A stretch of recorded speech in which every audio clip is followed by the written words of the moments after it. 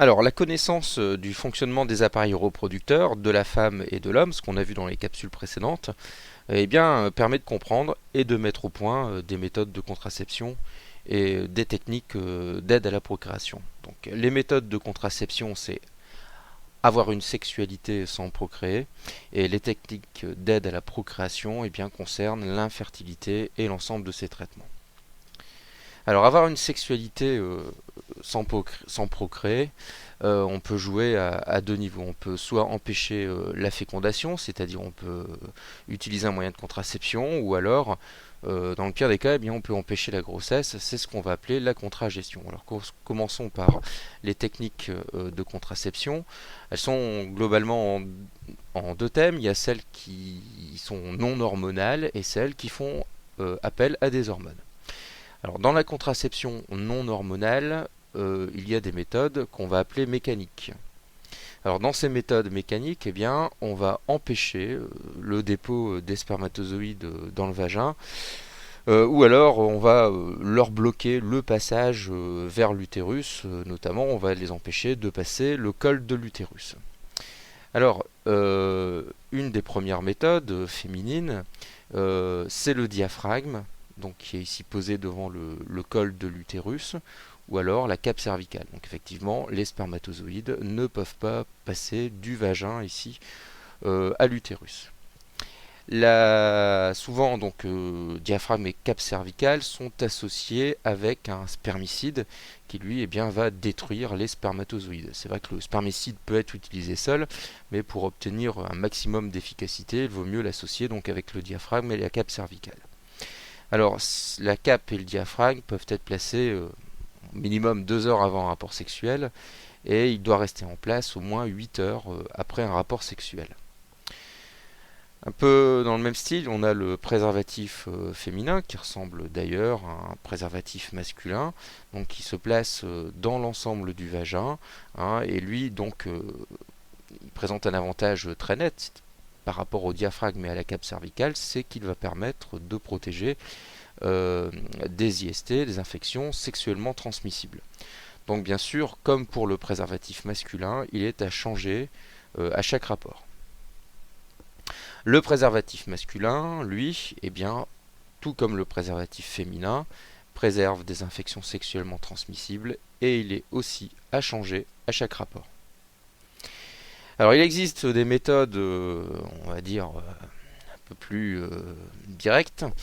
Ça concerne ce qu'on appelle la vasectomie ou la ligature des canaux déférents. Eh bien, cette méthode qui est parfois réversible, en fait, consiste tout simplement à ligaturer ou à sectionner les canaux déférents, c'est-à-dire les canaux par lesquels eh bien, les spermatozoïdes vont s'associer avec le liquide séminal.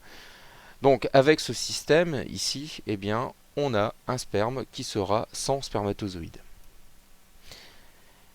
Il existe des méthodes chimiques. Alors ces méthodes chimiques permettent d'inactiver les spermatozoïdes, et elles vont aussi permettre pour certaines d'entre elles d'empêcher le développement de l'embryon au sein de l'utérus.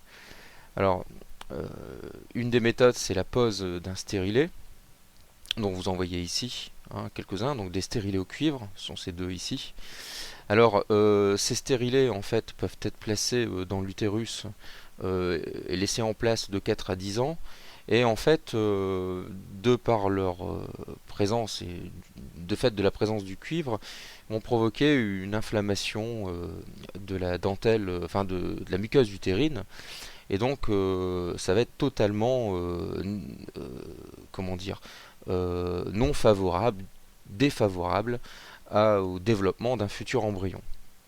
Alors, l'avantage de cette méthode, c'est que, eh bien, on peut conserver, c'est un moyen de contraception tout en conservant un cycle naturel. Alors, il existe au contraire des méthodes qui font appel aux hormones, et là, sont vraiment des méthodes qui permettent de mettre en application la connaissance du fonctionnement des appareils reproducteurs de la femme notamment. Alors, la plus connue, ce sont les méthodes qui font appel aux pilules. Alors, il y a tout un tas de pilules différentes, je vais en présenter deux. Il y a, on va dire, la pilule combinée, c'est celle qui combine à la fois des œstrogènes et de la progestérone. Cette pilule, de par la dose d'œstrogène et de progestérone injectée, va exercer un rétrocontrôle négatif sur l'axe hypothalamo-hypophysaire. Et on voit que quand on prend cette pilule œstroprogestative, il n'y a le taux de FSH et de LH est maintenu bas, ce qui évite tout développement d'un follicule et également, puisqu'il n'y a pas de pic de LH, ça va éviter l'ovulation. Cette pilule s'arrête une semaine, ce qui va permettre à l'endomètre utérin d'être éliminé, et donc apparaissent les règles. Et dès le premier jour des règles, on reprend le premier cachet au jour 1 de cette pilule. Alors, ses rôles, c'est de bloquer l'ovulation. Du fait également des quantités d'œstrogènes et de progestatifs, elle va aussi épaissir la glaire cervicale et donc empêcher le passage des spermatozoïdes du vagin à l'utérus. Et elle va rendre la muqueuse utérine défavorable à toute gestation, puisque même s'il y a un développement de la muqueuse utérine, ceci ne sera pas fonctionnel, il n'y a pas de sécrétion, les glandes ne vont pas sécréter de mucus, de glycogène, et donc aucun embryon pourrait vraiment s'implanter. Alors il y a une autre type de pilule qui est ce qu'on appelle la micropilule ou la pilule progestative, c'est-à-dire qu'ici il n'y a pas d'œstrogène et en fait elle est surtout donnée aux personnes qui ont une contre-indication justement aux œstrogènes pour différents problèmes, et notamment des problèmes de coagulation sanguine. Cette pilule n'empêche pas l'ovulation, elle va tout simplement avoir une action au niveau de l'utérus et elle va rendre l'endomètre impropre à tout développement d'un embryon. Dans le même esprit, on peut faire pénétrer dans l'organisme des hormones ovariennes par l'intermédiaire d'un patch qu'on va mettre, donc un patch par semaine pendant 3 semaines, et il n'y en aura pas la 4e semaine, ce qui va permettre aux règles d'apparaître. Même chose, on peut mettre un implant sous-cutané, donc c'est en fait un petit bâtonnet qui contient les hormones, qui fait 4 cm sur 2 mm, et lui on le laisse en place 3 ans, donc sous la peau. Vous avez également un stérilet, mais là c'est pas du cuivre, il va être hormonal, il va délivrer de la progestérone, il est laissé en place 5 ans, et donc il va rendre en fait l'endomètre impropre à tout développement embryonnaire. Il y a également l'anneau vaginal. Donc cet anneau vaginal, lui, va être placé pendant 3 semaines au fond du vagin, peu importe sa position.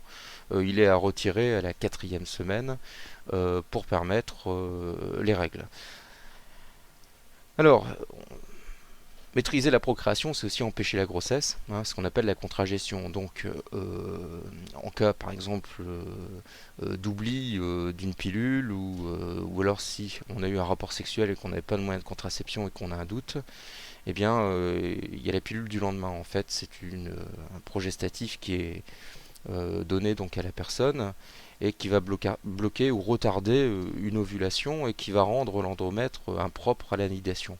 Bien sûr, plus on le prend tôt après le rapport, plus l'efficacité est importante. On considère qu'après 72 heures, son efficacité n'est pas très bonne. Si une grossesse a démarré, on peut prendre une pilule abortive, RU486, ce qu'on appelle la pilule antiprogestérone, ou encore la pilule du surlendemain pour la distinguer de la première. Elle fonctionne sur le principe d'un antiprogestatif, c'est-à-dire qu'elle va se fixer sur des récepteurs utérins à la progestérone, sauf qu'elle n'aura pas le même effet que la progestérone, elle n'aura aucun effet. Et donc l'utérus, les récepteurs à la progestérone étant occupés par cette molécule, l'utérus va considérer qu'il n'y a pas de progestérone, va reprendre ses contractions, et s'il y avait un embryon, il va être éliminé. Alors, maîtriser la procréation, c'est aussi la facilité, et dans les cas d'infertilité notamment. Alors, l'origine des infertilités, c'est partagé. En gros, on dit un tiers, un tiers, un tiers d'origine féminine, un tiers d'origine masculine et un tiers mixte. Alors, il y a trois méthodes particulières. On peut parler de l'insémination artificielle. Alors, quand est-ce qu'on utilise l'insémination artificielle? Eh bien, quand il y a des problèmes de concentration de spermatozoïdes chez le conjoint ou des problèmes d'éjaculation. Chez la conjointe, eh bien, il peut y avoir des problèmes au niveau de la glaire cervicale qui est trop épaisse, par exemple, et qui n'autorise pas le passage des spermatozoïdes du vagin à l'utérus. Alors la méthode, c'est bien, on déclenche l'ovulation et quand justement cette ovulation a été déclenchée, eh bien on va injecter des spermatozoïdes. Alors soit des spermatozoïdes du conjoint ou des spermatozoïdes d'un donneur, tout dépend le problème qu'avait le conjoint ou pas. Eh bien ces injections de spermatozoïdes vont se faire directement dans l'utérus et puis les spermatozoïdes vont aller rejoindre l'ovocyte pour réaliser la fécondation. On peut utiliser une technique un peu plus complexe qu'on appelle la FIVET, fécondation in vitro et transfert d'embryon. Eh bien là c'est vraiment dans les cas d'infertilité qui sont liés à un obstacle qui va empêcher la rencontre des gamètes. On voit ici avec injection d'un produit de contraste dans les voies génitales féminines que bien, chez cette femme ici on voit très bien l'utérus, on voit les trompes. Chez cette deuxième personne ici, eh bien, le produit de contraste reste coincé dans l'utérus. Ça veut donc dire qu'il y a des trompes ici qui sont obstruées. Et donc eh bien, les spermatozoïdes ne peuvent pas aller vers le tiers externe des trompes ici. Et l'ovocyte ne peut pas, éventuellement s'il pouvait être fécondé, ne pourrait pas rejoindre l'utérus. Alors c'est à utiliser dans le cas où les spermatozoïdes sont capables justement de pénétrer seuls dans l'ovocyte. Alors la technique est la même, tout au moins au point de départ, c'est-à-dire qu'on fait une stimulation hormonale pour provoquer donc l'ovulation, on prélève les follicules, on prélève des spermatozoïdes, on met tout ça en culture et des embryons se développent et on injecte ces embryons directement dans l'utérus où un ou plusieurs vont venir s'implanter au niveau de l'endomètre utérin. Dernière méthode, c'est l'injection intracytoplasmique de spermatozoïdes. Alors il s'agit d'une variante de la FIVET et elle est utilisée dans le cas où, mais là contrairement, les spermatozoïdes ont du mal à pénétrer dans l'ovocyte pour X raisons. Donc on leur donne un petit coup de main et grâce ici donc à cette pipette, eh bien, on va faire pénétrer un spermatozoïde directement dans l'ovule. Et après, les étapes consistent à réintroduire les embryons qui se développent dans l'utérus de la femme. Alors tout ça pose des problèmes éthiques, alors ils sont très nombreux, les problèmes de société, notamment les grossesses après la ménopause, la conservation d'embryons congelés éventuellement à des fins scientifiques, la vente de gamètes, spermatozoïdes ou d'ovocytes, l'eugénisme, parce qu'il pourrait y avoir un problème de sélection des embryons au départ, très récemment les problèmes de procréation médicalement assistée pour les couples homosexuels, etc., etc. Ce qui nous amène à fixer des lois de bioéthique afin de régler et de canaliser toute dérive éventuelle liée donc à ces méthodes de maîtrise de la procréation.